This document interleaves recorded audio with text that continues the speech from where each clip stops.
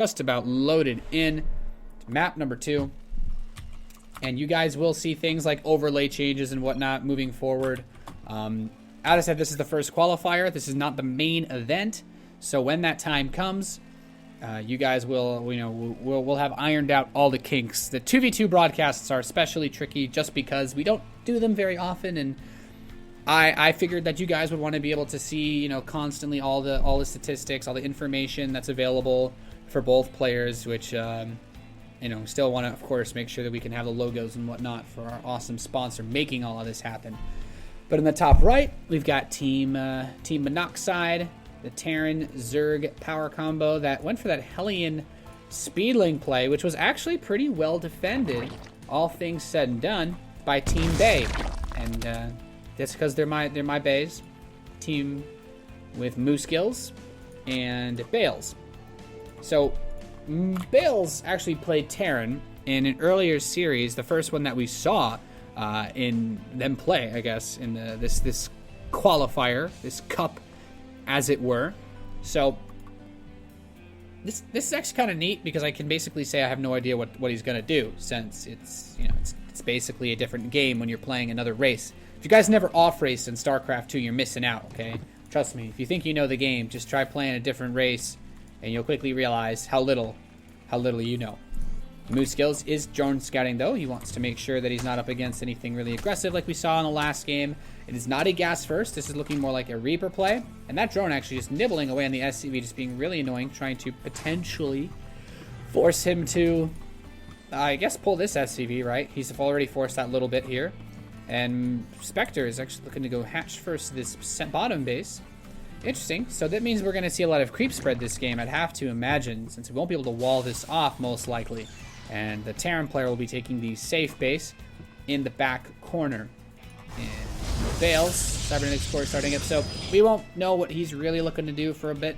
Moosegills is just now starting his gas. He did go for a hatchery first, which means we're going to have slightly later queen production, but not a huge deal since we, it's not a big deal. Spectre will have an earlier inject, but the larva setup is still going to be pretty fast, and yeah, it's not too bad. It's nothing too bad at all. That larva from the natural will start up a little bit faster because the larva's done. The hatchery for Moosegills is done before the queen is done, so you don't actually get the benefit of that first queen inject for a little bit. It's always weird comparing hatch first versus spool first, but not really a comparison that usually needs to be made. Stargate opening out of Bales, though, so maybe we're going to see the Phoenix again. I always like oracles, especially since there's no Protoss on the other side. Like, going for an oracle, you have the flexibility to deal a lot of damage while also using it as a scouting tool with Revelation later on. But Monoxide's Reaper has finally shown up. He's got no kills so far. Moosegills just microing his heart out. Moosegills, of course, top 16 Grandmaster Zerg player on the North American ladder. I believe he is also a at least top 100 player on the European Grandmaster ladder. I think Bales also plays Grandmaster ladder on Europe as well. Most American players, as far as I know, play a fair amount on the European ladder. So my mind is all European based because I've been living in Stockholm for a few weeks, like I said. So Bales has it is an oracle. I like this, and at the same time we do have those lings moving across the map for Moosegills, like not with speed though. So actually this Reaper could do a lot, but he's just chilling. It's like you could be a hero, like that one song. But yeah.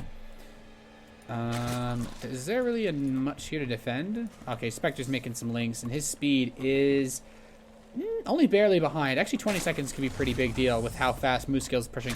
Like, Moosegills is running into his opponent's base early enough that he could make some advantage off his speed, but he wasn't really looking to commit to a big, ling push. So, Oracle's going to show up.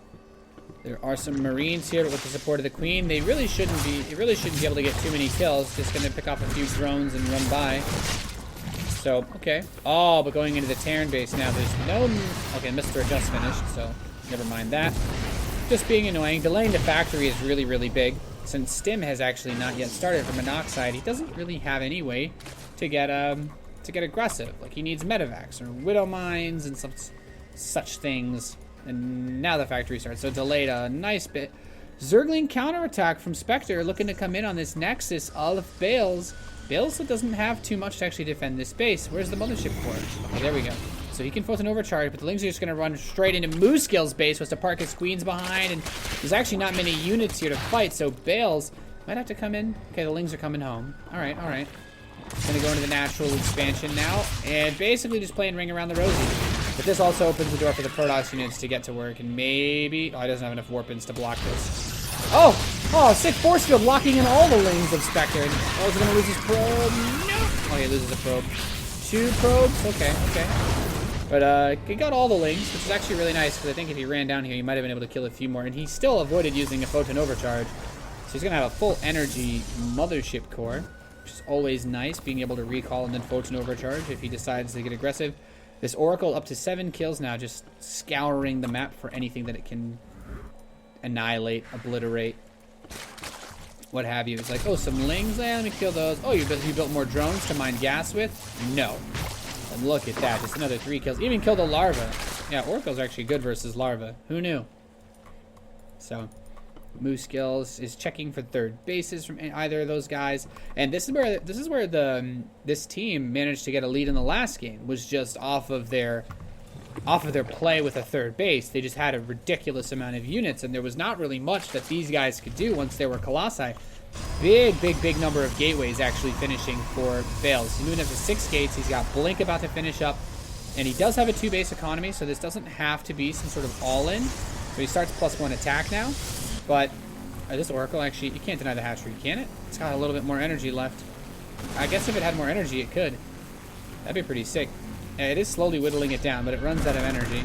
The important thing is that this hatchery will be very low on health, so much easier to snipe for Moosegills. As yeah, these medevacs load up, so Moosegills can run the Lings in, just wrap around this hatch. He should be able to force a cancel 100% as his Mutalisks begin. And, you know, there's a good amount of Marine Marauder in production for Monoxide, but he's starting up 3 add-ons, so his production's gonna be limited just a little bit as he gets his armory and his second engineering bay together. But 10 Mutalisks. What's really here to deal with this? We had a missile turret from the Oracle phase of the game. Yeah, this actually kind of weird when you think about it. Actually, Spectre's going into Mutas too. So we're gonna have Muta versus Muta. I think this actually makes it better for Moosegills, because otherwise his Mutalisks really shouldn't be able to do a whole lot, considering that there are missile turrets and spore crawlers already built by the red team. And that's without talking about the fact that we have a heavy marine composition, which is always good against Mutalisks. So we have a double drop. Monoxide actually comes in and he's going to snipe. He snipes Moosegills' Spire, so Moosegills actually can't build Mutalisks. Kills the Queen. This is actually a really effective drop, and at the same time, this is when the Mutas come into Bale's base. Bale's Blink is ready. He's going to jump in. Picks off a Mutalisk or 2, but loses a few probes, and oh my god, Moosegills is going to lose his spawning pool. Moosegills has absolutely nothing to stop this. Now the Mutas are finally able to clean it up, but he wasn't mining off of his main base for a while.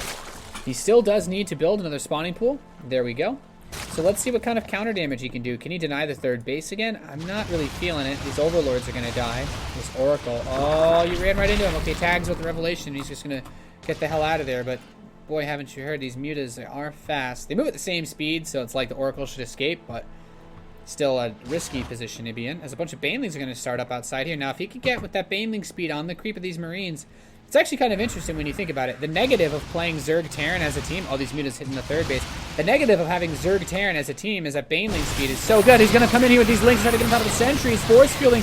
Actually, really nice force fields to protect the sentries. Still a lot of Stalkers, and I think this could be a killing blow. Okay, it's actually like, you don't want to be, the defender's advantage of reinforcements is negated by the Baneling speed upgrade on creep. Like, these Banelings will 100% wreck these Marines if he's able to get close. And it's so crazy to think about. The Baneling's going to move on the right side. He actually wants to fight here so that he can slingshot the Banelings with creep. And these Stalkers are coming forward. He's trying to bait the army out. Here we go, running right in. It's going to hit the Lings too. Most of the Marines of Monoxide going down. And now the Stalkers can come in and really fight against those. Oh, nice dodge against the Widow Mines. Fight against the Mutalisks. Force fielding in those few Marines and Marauders that are here. And look at this, just a torrent of Lings streaming across the map for Moosegills. The third base is almost done now for the red player on the right side, but I don't think it's going to be enough. Bales is retaining a supreme amount of supply as he continues to move in. These drones not able to escape from the Oracle of Death, now up to 13 kills as the Stalkers continue to push in. This command center is not going to have too much of an impact on this game, and the Zerglings continue to come up on ramp. These Marines have 1-1 against no upgrade links, so they're actually trading pretty well, but it's the +2 Stalkers that are coming in against the full health medevac, or the full cargo medevac. That's like all of his army supply right there. But the Stalkers continuing to move in place into the main base of Monoxide, and he's just all over him. DarkSpecter taps out, and so does his teammate. Bales and Moosegills take another 2-0 moving forward in the